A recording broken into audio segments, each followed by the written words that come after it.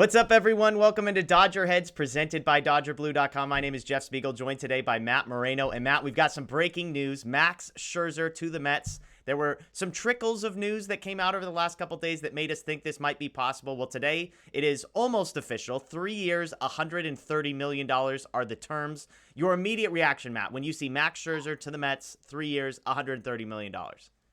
It was a mixture of, some surprise and disappointment. I think, we have obviously talked about on this show, the Dodgers, we all expected the Dodgers sort of be aggressive in their Yeah. bidding to re-sign Scherzer.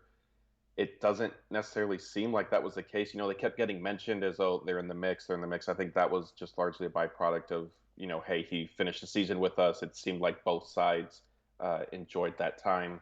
Yeah. And I thought they would go to 3 years for him. I know he's obviously 37. He's an older pitcher. My expectation, there's been a lot of talk about, the Mets are overpaying. My expectation going into the offseason, frankly, was that he would get somewhere between 40 to 45 million a year. The third year guaranteed, I guess, is a little bit surprising, but he's a quality pitcher. He's a top end pitcher. I know there's some concerns with how he ended the postseason, but he should be fine.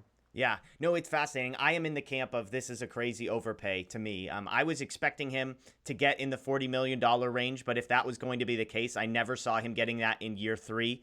Maybe he gets $40 million for 2 years, and then the third year is like $25 million. For him to get 43.3 times 3 years is crazy to me. The context point that I put out on Twitter is Trevor Bauer. Now, look, Trevor Bauer had his off-the-field stuff, etc., etc. Okay, the track record was not Scherzer's, but Bauer was 29. He was coming off winning the NL Cy Young, and he signed a 2-year, $85 million deal that broke the record for highest average annual value for a starting pitcher. Just a year later, we have a guy who is 8 years older, who not only breaks the AAV record, but then adds a third year on top of it to it. That is the part that's crazy to me. I predicted all along that Scherzer would be back. I thought the Dodgers would be aggressive. I believe they were. I just think when it gets to silly numbers like 3 years, 130, there were rumors of possibly a fourth year at $40 million, which would have been crazy. For me, if you're the Dodgers and you're Andrew Friedman, you just simply have to back out. Yes, it's nice to have a bunch of money, but we're seeing with the Trevor Bauer contract now, when you make a mistake with a big price tag on it, it can hurt you in future years. And I'm not saying Bauer is the reason they didn't go and sign Scherzer. I'm just saying the Dodgers are going to be wise with their money regardless. Now, it's worth pointing out, Scherzer, unbelievable for the Dodgers in his first 10 or 11 starts. They won all of them. He was lights out. It was arguably the best stretch of his entire career. But you kind of alluded to, I do think it's worth pointing out that we are talking about a 37-year-old pitcher who, at the end of the year, yes, was asked to do some things in the postseason he was not used to, but he couldn't make the start in the series that the Dodgers needed him because of arm soreness. With a 37-year-old who is expected to be fully fine, it's not a Clayton Kershaw situation.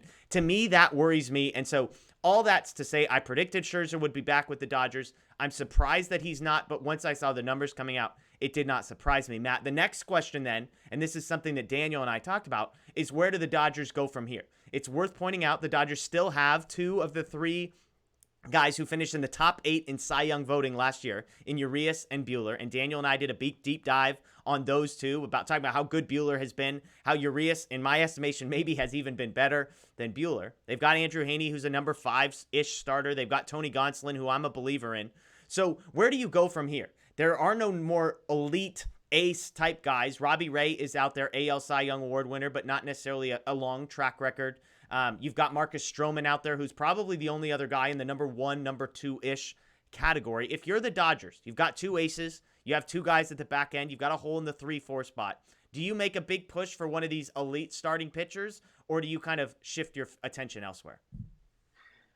I think obviously you check in with Robbie Ray and Marcus Stroman and maybe Anthony DeSclafani type thing to see just kind of what their markets are at. But I don't know how aggressive the Dodgers will be in that sense. Just because also some of it is, it seems like the starting pitching market is on fire Yeah. basically, right? Like as much as I did think Scherzer would get 40 to 45, like I said, the 3 years and the third year is fully guaranteed. That's a little bit of a surprise.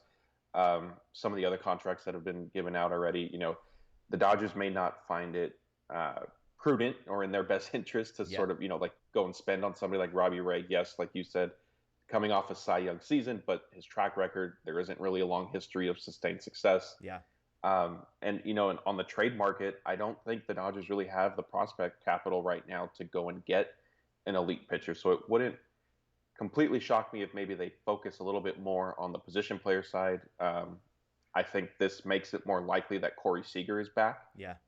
You're not having to pay, a ton of money to Max Scherzer, but I think it wouldn't shock me if they sort of fill in the rotation with more depth than some of the elite talent for now, and then you kind of address that at the trade deadline next year. Yeah, and I've said this sort of when we talked about the lineup as well. It's worth noting, Dodger fans, where we currently stand. Like, yes, you watch Max Scherzer leave, and you're devastated by that. If Corey Seager were to walk away, you're devastated by it.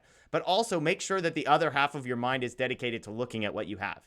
You have Julio Urias. You have Walker Buehler. You have arguably probably the second best 1-2 punch in all of baseball behind the new Mets duo of DeGrom and Scherzer, right? You're probably second in that category. You've got two guys in the 4-ish, 5-ish range in Haney and Gonsolin. You've got Jackson and White, some depth pieces. David Price, I don't think will be a Dodger by the beginning of the season, but that's another conversation. And so Clayton Kershaw is still out there. He's a guy that they're still going to be interested in. There's guys like Alex Cobb, who's somebody that I've mentioned, who's still out there, I believe, and could be a fit for, a number 4-ish range. But I just think it's worth noting at this point in the conversation that even if the Dodgers were to do nothing, even if they were to go sign a guy for that number 3, number 4 range, they'd be okay. Like, they would still be the World Series favorite, which they remain today. The Mets are not the World Series favorites. The Dodgers remain the World Series favorites. I do want to touch on something you added because I think it's interesting. The Corey Seager piece. Now, as we're recording this here on Monday morning, Corey Seager expected to sign today. Hopefully this doesn't become obsolete. But I am with you that I think this makes the Corey Seager move more likely. I think the Dodgers, there was probably some inner conversation about, we've got $35 million to spend. Do we want to spend it on Scherzer, a starting pitcher who's 37? Do we want to spend it on Corey Seager, an infielder, and another bat? I'm guessing there was some back and forth. They've said they've been aggressive on both. I suppose it's possible they were interested in signing both. But I'm with you that this would appear to make the Corey Seager signing more likely. The second piece of this is, what does that mean for Chris Taylor? I've said that I think they sign one or the other. But now that you mentioned trade possibilities, the Dodgers have probably two really significant trade pieces. One of those is Gavin Lux, former top 5 prospect in all of baseball, who performed well at the end of last season, who showed he has some potential to be playing in center field, which is a premium defensive position, even if he can't play at shortstop. And then they've got a guy in Tony Gonsolin who, while Dodger fans might be down on him, he is a guy who's under team control for a lot of years, has proven he can pitch at the major league level. There's tons of teams in the league that would want him. Could those two guys go and get you somebody like one of the guys the A's are trading away? I know Frankie Montes has been mentioned. Chris Bassett has been mentioned. Is Luis Castillo available? Like, are those guys out there that the Dodgers could go and maybe re-sign Chris Taylor, re-sign Corey Seager, and then be willing to trade a Gavin Lux, be willing to trade a Tony Gonsolin in order to get something? There's a lot of moving pieces. I'm not trying to get crazy hypothetical here, but I'm just fascinated to see how this affects the dominoes moving down the line. Yeah, absolutely. I mean, I don't think you can rule something like that out. And I'll even, throw another name in the hat. If Corey Seager and especially if Chris Taylor are back, do the Dodgers look to trade Trey Turner? Yeah.